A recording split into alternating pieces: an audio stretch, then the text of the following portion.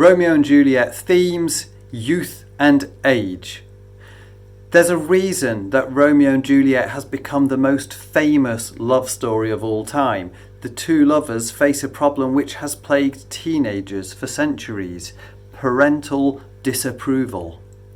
The divide between youth and age is a universal issue, and one which Shakespeare explores in many different ways within the play.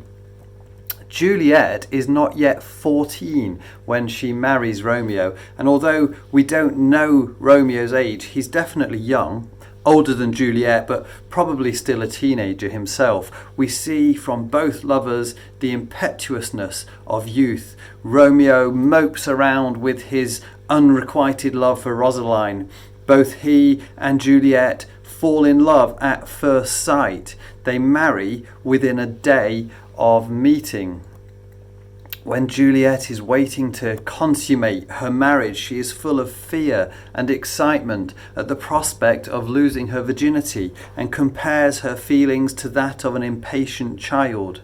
Her youth and naivety are charming and relatable for the audience. In comparison to the youth of Romeo and Juliet, we have the age of the nurse, a rambling and benevolent presence who complains of aching joints and a bad back. She's almost a caricature of old age. Indeed, Mercutio teases her and calls her an ancient lady, but she is also a kindly character and shows the compassion of age towards youth.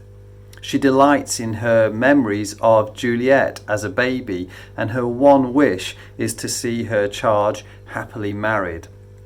Sadly, though, she doesn't understand the depth of Romeo and Juliet's love and opts for the pragmatic approach of marrying Paris and forgetting Romeo when he is banished. Her age does not recognize the passion and loyalty of young love. Another example of benevolent old age within the play is Friar Lawrence.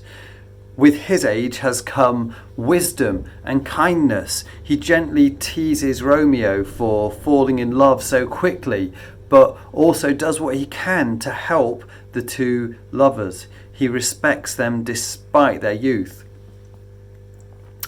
Capulet represents the power which age confers. He is a man and he is wealthy, two qualities which already make him powerful within the society of the time. But his age adds an extra layer. It gives him experience and dignity and automatically demands respect. This is partly why he's so quick to anger when Tybalt challenges his authority at the masked ball, and he responds by calling his nephew boy. He's emphasizing his own age and therefore his authority. It's also this superiority of age which fuels his argument with Juliet. She's not only female but young as well. What can she possibly know about life in Capulet's perspective?